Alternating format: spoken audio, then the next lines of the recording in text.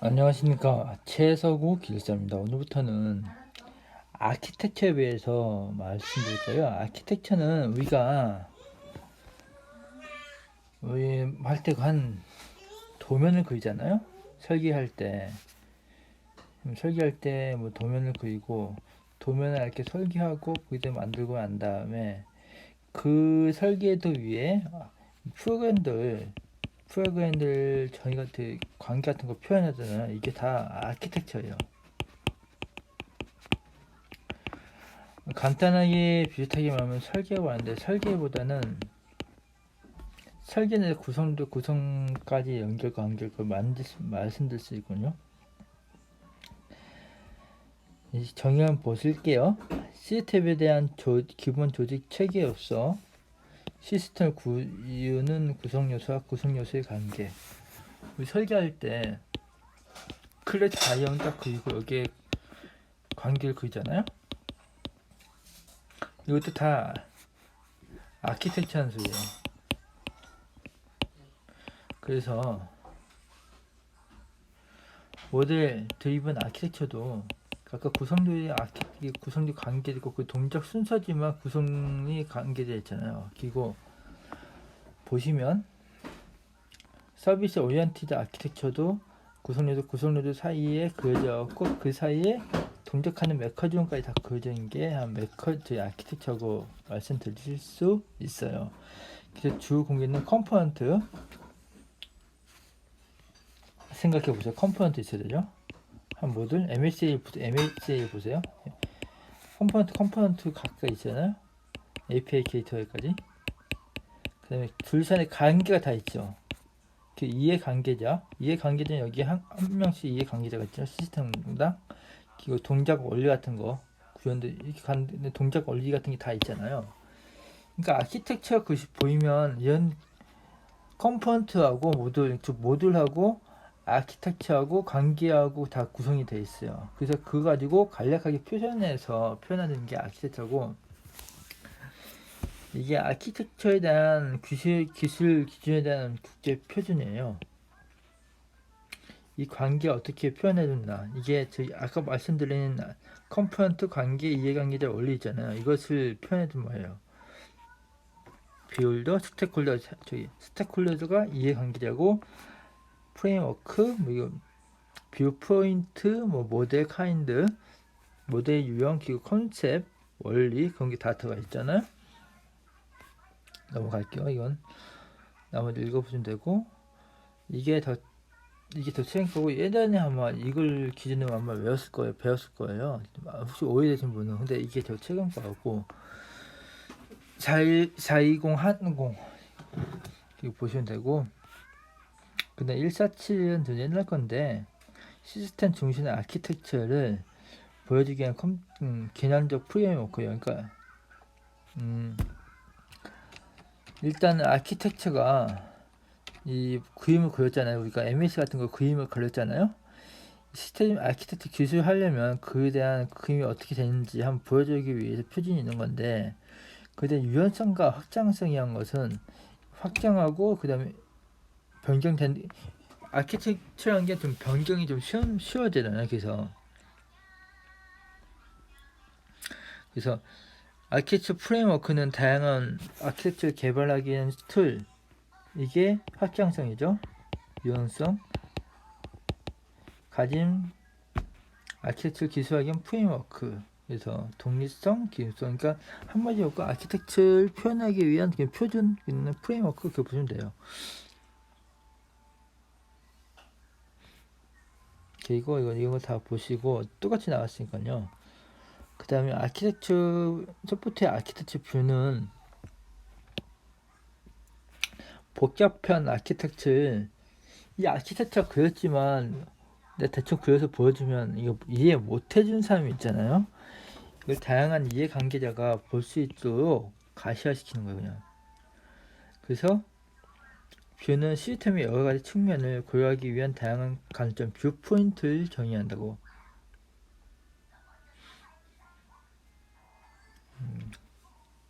요소 표현법 뭐 그런 게 있고, 딱 비유하는 게 딱 이거 보시면 돼. 딱 이 아키텍처한 게 추상적이니까 그것을 각 관계자에 따라서 프로포즈 원수같이 추상적으로 보이게 하는 것이 아키텍처 뷰다. 그래서 이 수익 절차는 아키텍처를 만들었잖아요. 그것에 대한 절차야. 요구 파악, 찬조 아키텍처 준비, 아키텍처 모델링, 프로토타이핑, 배포. 이거 우리 설계하는 관점에서 한번 생각해 볼까요? 아키텍처 요구사항 파악. 저는 인천공항을 많이 했으니까 인천공항에 이해관계자가 많이 있고 거기 걔네들이 요구하는 속성 같은 게 있을 거 아니에요? 비기능적 속성 같은 게 있는데 그것을 비기능적 속성을 특정이 어려우니까 품질 속성 시나리오 한번 작성해서 이게 맞는지 한번 확인해보고 그 다음에 아키텍처 자료 하고 그 아키텍처 리스크 지금 만들어질 수 있지만 아키텍처 리스크 식별하고 만드는 과정이 있고 끝나고 그 다음에 찬조 아키텍처를 준비해요. 그래서 옛날 거나 천지에서 이것을 어떻게 하면 아키텍처가 잘 나올 건지 한번 만들어 보고 그 다음에 그 기반을 뷰 정의하고 패턴 스타일 설정하고 이렇게 가서 아키텍처를 만들어요. 그 다음에 평가가 있어야 되겠죠. 내가 아키텍처 만들었지만 잘 이어졌는지 평가하는 게 있어요. 그 평가가 끝나면 여기부터 진짜 설계 단계요. 설계 단계하고 설계했으면 이거 배포한 단계까지 다 있어야 돼요. 그래서 폭포에서 완비한 고객의 요구사항을 이게 아키텍처 추상적이니까 이것을 4가지 관점으로 보여준 건데 이것이 로지컬, 인터페이스 뷰, 그 다음에 시스템, 프로세서 뷰, 디플로이 뷰, 그 다음에 유즈케이스 뷰까지 4가지인데 로지컬 뷰는 그거였다. 저기 우리 클래스 다이어그램처럼 정적이잖아. 그것처럼 그려진 거고 아키텍처 표현하는 거고 그 구조만 파악할 수 있잖아요. 그래서 근데 인프런트 뷰는 제가 못 썼는데 프로그램 관점으로 쓰는 거 이렇게 쓰는 게 있대. 이렇게 난 한 번도 보지 못했어요. 보신 분 계세요? 그 다음에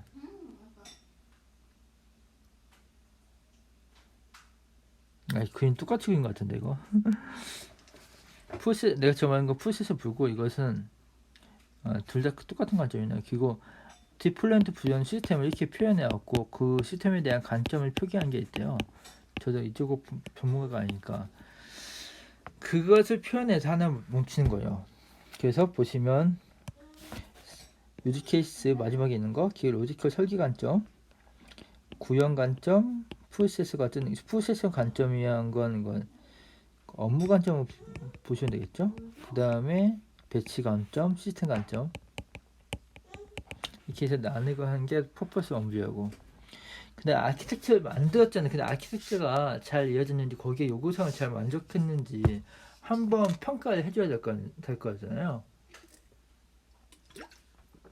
그렇기 때문에 아키텍처 평가가 들어가는 거고요. 제시된 아키텍처가 아직 개발 안 했어요. 스포츠에 대해서 품질 설정을 충족할 수 있는지 즉 다음 면을 표기해보면 설계했어요. 설계하고 했는데 설계하고 대충 뭐 근육을 내가 어떻게 할 건지 했는데 분석해만 하는 게 낫겠죠? 그것이 앞으로 개발될 소프트웨어가 기능적이나 비기능적 요구사항의 품질 특성을 잘 만족할 수 있는지 아키텍처 수준에서 평가하는 거예요. 이건 사전이겠죠, 당연히. 사전 단계겠죠. 그래서 평가 필요성 품질, 유형관리, 영역도 평가 하는 거 있고 참여자 아키텍처 평가팀, 수행팀, 이행관계자, 사업 거기에 있는 사용자들 그리고 평가 방식 완성 이전이에도 미니 평가 시스템에 대한 평가 4번 하는 게 있대요. 하여튼 시나리오 기반 그 다음에 평가 방법론 시나리오 기반, 뭐 시뮬레이션 기반, 수학적 기반 그런 게 있대요. 그래서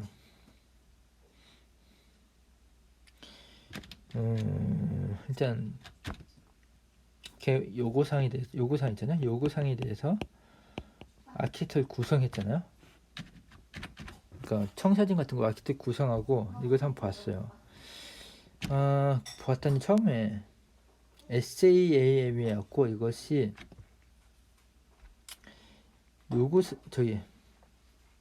수정 가능성이에요. 그러니까 아키텍처가 이거 도면 같은 거 만들고 이게 해서 아키텍처를 통해서 이게 어떻게 구현될 걸 만드는데 이게 수정 가능성에 대해서 보는 거예요. 그러니까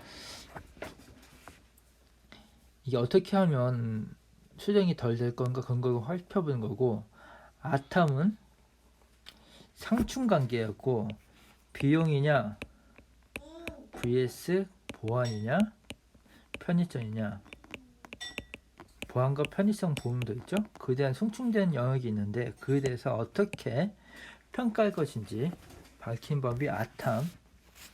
비용을 선택할 거냐 편의성을 선택할 거냐 하나는 이게 트레이드 오프가 여기서 나온 말이고요. C밤은 코스트 베이스하고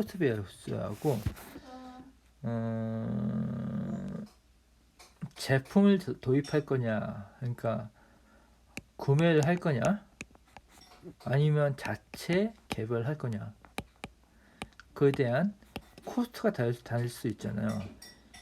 구매할 경우는 3억 들고 자체 개발할 경우 5천만 원이면 사람은 자체 개발 이걸 선택하겠죠. 그에 대한 분석이 C밤 그거고요. 알리드는 완성되지 않은 아키텍처 중심이었고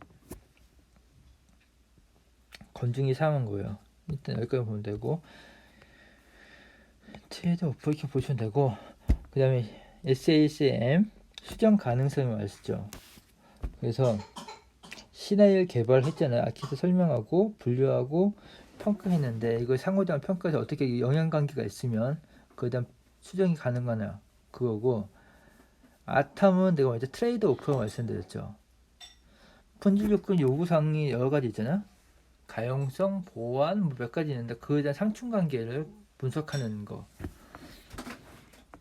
그 다음에 나머지는 그렇게 필요 없고요.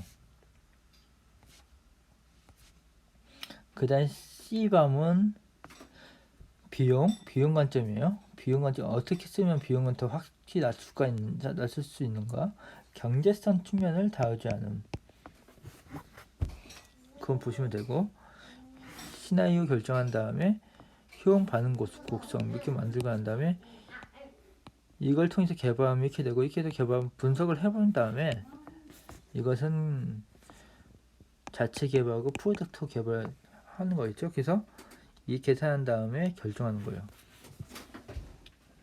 이거면 되고, 알리드는 부분 아키텍처만, 전체 아키텍처 말고 부분 아키텍처만 하는 거예요.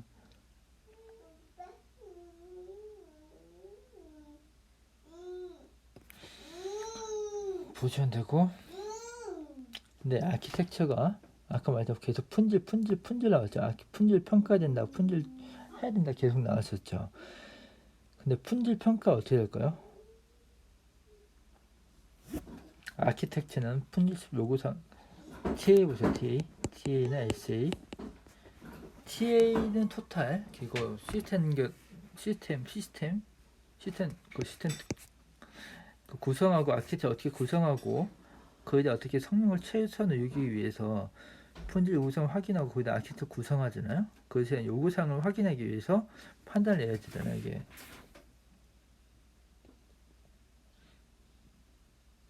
그래서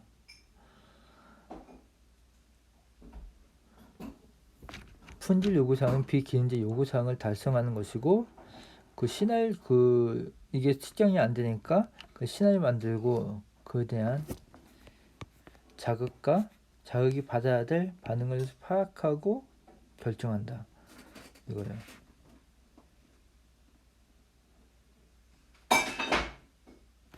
청사 중이하고 또 아키텍트 만났고. 그래서 항목을 보시면 자극 유발 원이라고 있어요. 뭐 전력 세기 뭐고 기체 단계가 있잖아요.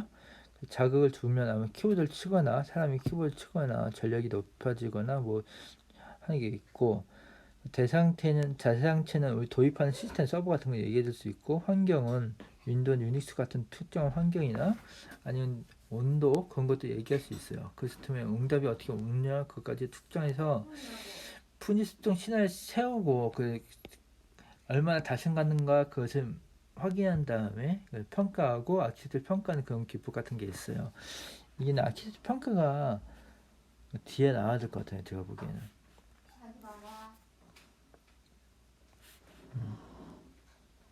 그래서 그리고 이건 소프트 아키텍처 도큐멘트는 문서인데 기술서 많은 뷰를 통해서 기술한 최종 탈출물,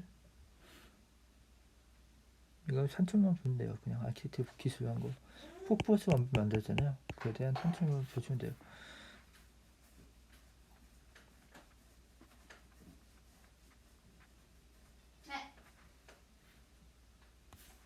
넘어가시면 될 거예요.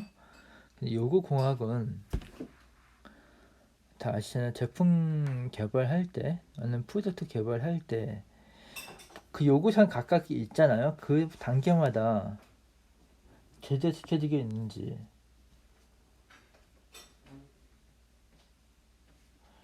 확인하는 게 요구 공학이고, 수집, 분석, 명세, 검증 완료까지 활동이한 총체적 접근 체계거든요. 그래서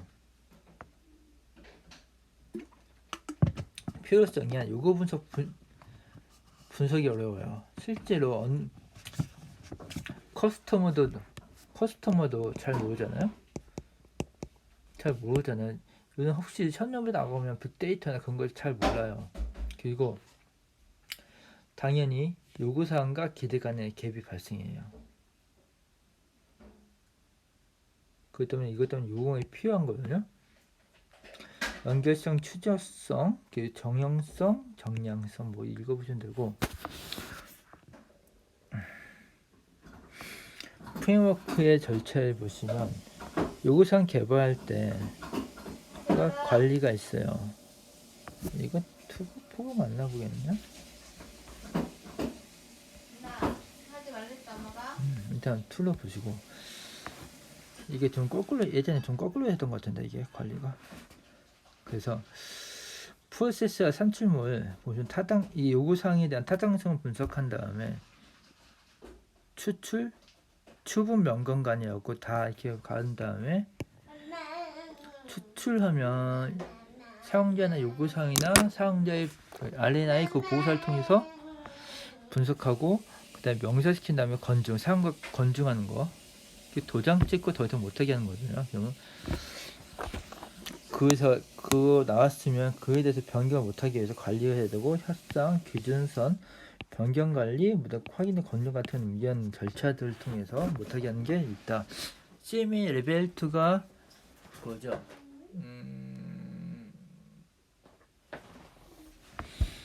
레벨 2가 정의 단계인가? 그럴까 아마. 4가 확산 단계가 뭐가 이거 하는 나중에 볼게요. 그래서 타당성 점수 이거 다 읽어보시면 되고,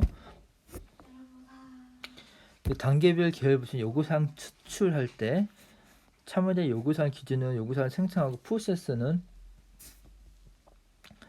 인터뷰나 그런 거 이런 걸 통해서 추출하고, 그에 대한 적당한지 아닌지 타당성을 맞춰잖아요. 그래서 다면성 조사한 다음에 관계 분석하고, 수집만 하면 그거 안 되잖아요. 수집하고 난 다음에 수집할 때 이런 기법이 있대요. 이건 나중에 보시고, 이렇게. 근데 그에 대한 분석을 해야 되잖아요.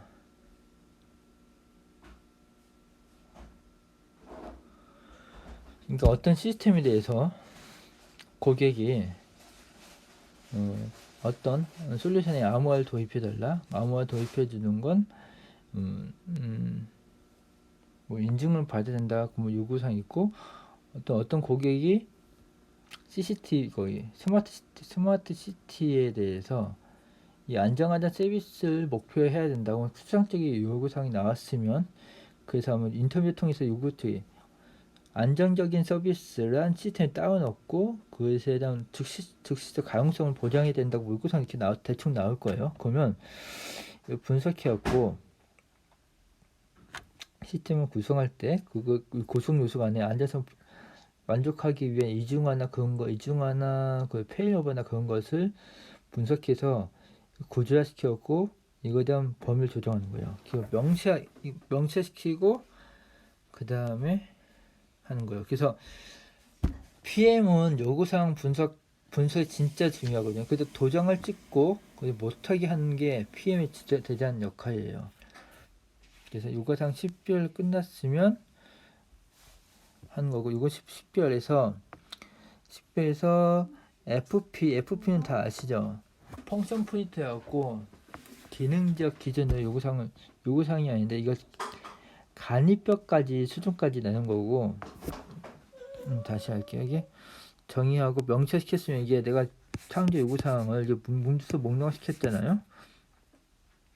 근데 문서 목록시켰고 뭐 기능적 비기능적 만들고 명시 원리는 명확성 정확히 해야 되고 검증 가능성 일관성 수정 용이성 추적 가능성 뭐 개발 후 이용성까지 다 가져야 되는데 식별할 때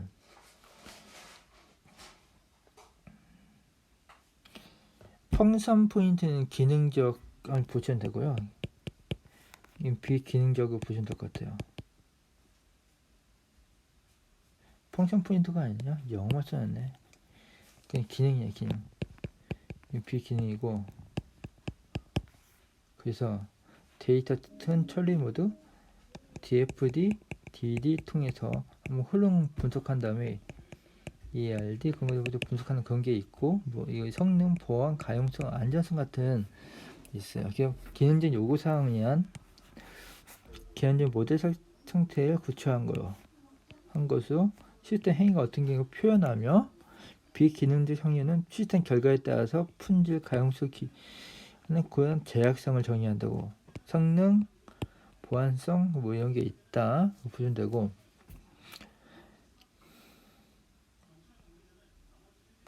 보시고 이렇게 건증을 하면 사용자의 건증을 한번 맡아야 되잖아요. 이게 잘 맞는지. 그래서 협상하고 그 기준선 동무 협상하고 그런 게 절차가 있어요. 추적성은 그거잖아요. 일단은 요구사항에 나온 기능을 FP 멍시고 닦고 그에 대한 다음 산출물이나 그런 것까지 한번 맞추는 거. 요구사항과 각 개발 산출물 관계와 단계별 산출물의 관계를 파악하는 능력. 그러니까 요구사항을 추상적 개념을 만드는데 이걸 나중에 만든 산출물과 1대1로 매핑시켰고 기능이 얼마큼 구현되는 걸 확인하고 추적성을 확보하기는 거. 무슨 말인지 아시죠? 뭐 요구사항이 무슨 어떤 기능이 뭐 이렇게 있으면 다음 산출물에 이런 거 기능이 다 매핑되게 하는 거예요. 그냥 이런 게 있다? 이런 거 보시면 V 모델로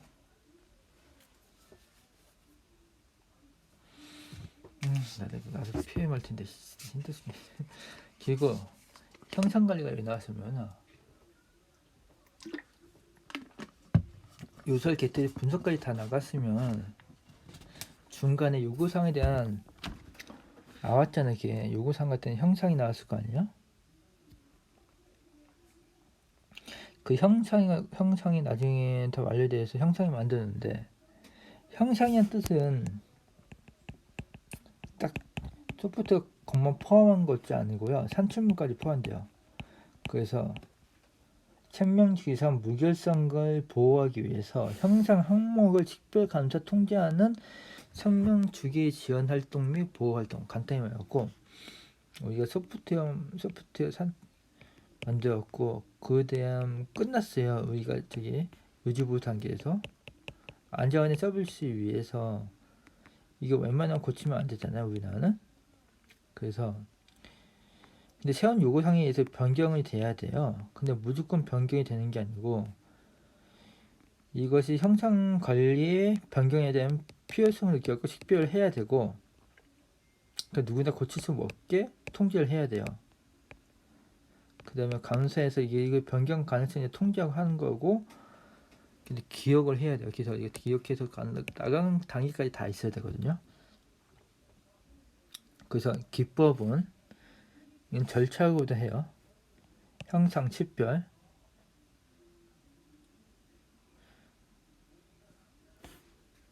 통제, 감사, 기록, 아까도 말씀드린 그런 게 있고,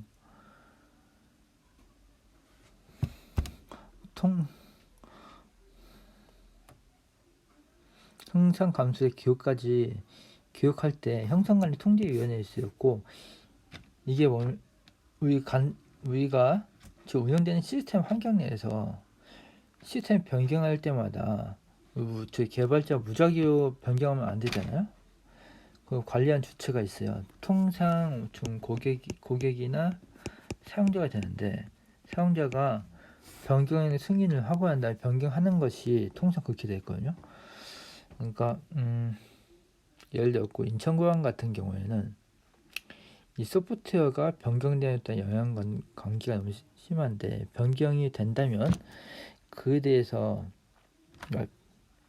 어떤 게 변경할 건지 식별하고 수정안을 통지할 때 수정안을 내놓는 거예요. 변경하고 수정안을 내놓고, 그래서 감사를 해요. 하고 한 다음에 그 CCB를 통해서 변경을 스캔하고 확인하면 실제 작업을 하고 반영까지 한 작업을 걸쳐요. 그래서 이건 도구니까 CVS, SVN은 도구니까 필요 없고요. 그래서 구성 요소는 SCI, 형상 항목, 소프트웨어, 그 다음에 산출문과 다 포함하겠죠. 그 다음에 베이스라인, 길서 통제 수단을 결정하는 기준점 보시면 되고요. 기준점. 그 다음에 CCB 통제위원회라고 했죠. 그 다음에 버전이 다 들어가야 되고, 변경관리 프로세스가 다 들어가요. 그 다음에 절차, 식별, 형상관리 대상 식별하고, 소프트 개발 버전 특별하고, 버전 10 식별하고, 그냥 버전 2로 바꿔야 되겠죠. 통제하고, 2호 통제하는 것도 통제하는 거예요. 기호 통제하고,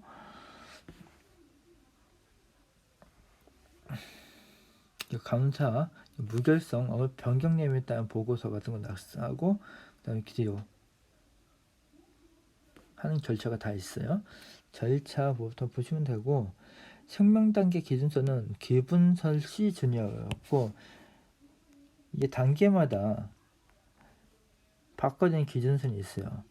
계획 단계에서는 기능적 기준선이었고, 요구 기능이 완료된 시점에서 하는 거고, 분배적 기준선에서는 요구 사항이 구체화되었고 서브 시스템이 분할될 수 있잖아요.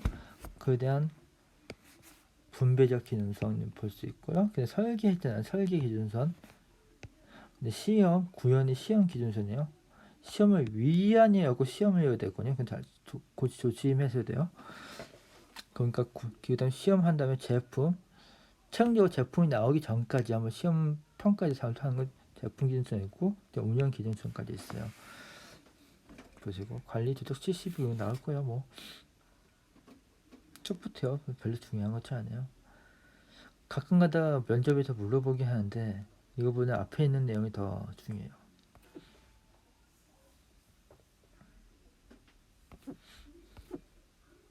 자, 재사용성이란 것은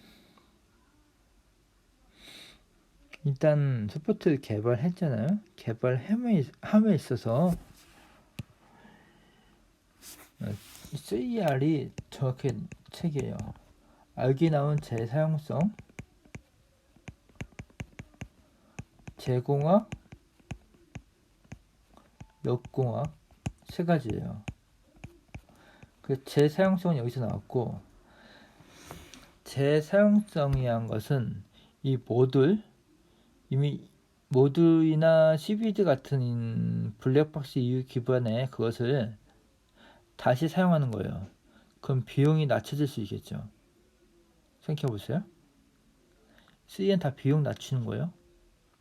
그리고 재공학, 예전에 만들었던 모듈을 그냥 재사용하려니까 그대로 사용이 안 되는 거예요. 그 변경되어 있었고, 그래서 최근에 아키텍처 스타일로 바꾸는 것을 재공학이라고 하고요. 역공학은 이 코드 같은 걸 알 수 없으니까 이것을 디컴파일 해갖고 확인하는 거, 이게 역공학이에요.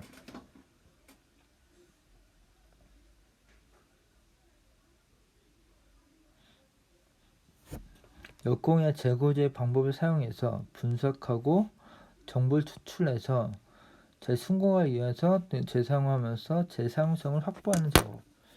재공학 같은데. 보시면 개념들 보세요. 분석해서 순공을 통해서 어떤 게 시스템을 설계할 건지 하고, 이거에 대해서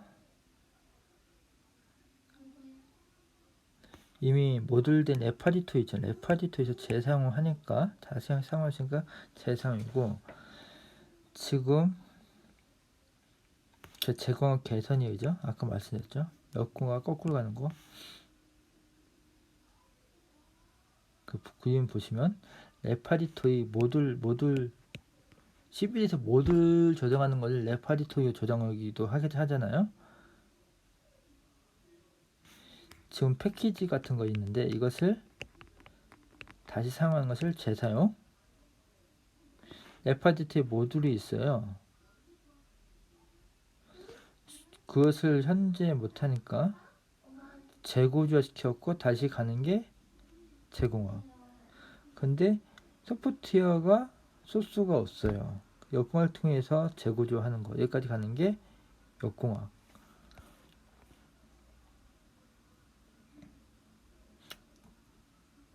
그래서 3R로 바꿔야 되는데, 구성 요소를 보시면 도구를 통해서 물리적 수준, 모듈, 정보를 논리적인 소스, 추출하는 프로세스, 제공화,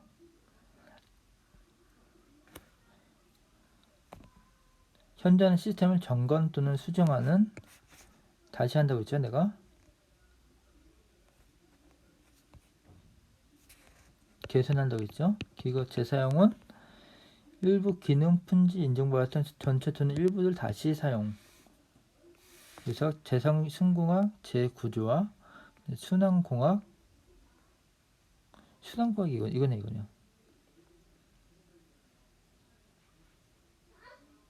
다시 하는 거. 동기순환공학 이런 거 되고, 역공학은 보시면 되고, 다시 빼는 거 논리 역공학 보시면 되고, 재공학은 분석하여 추출하고 다시 순공을 통해서 첼로 구현, 재구조하니까 하는 기법. 근데 재공학을 쓰면 검증을 해야 되죠. 그거 한번 고려하셔야 돼요. 리팩팅 같은 거. 재사용은 그대로 사용한 거예요. 그러니까 동기와 비동기 순환공학이 있는데, 동기는 우리 개발할 때 모델과 상시적 유지하는 거고, 비동기는 거꾸로 다 한꺼번에 맞춘 거. 왜 비동기 많이 쓰죠?